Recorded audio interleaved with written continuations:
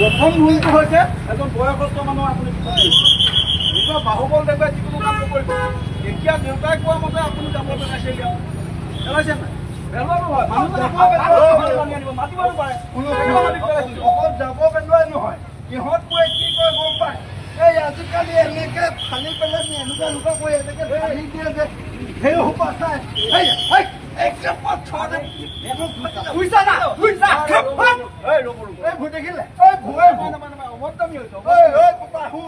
আমি বুঢ়া হলো তামোল খাই খাই মুখ ৰঙা হৈছে দেখিছ।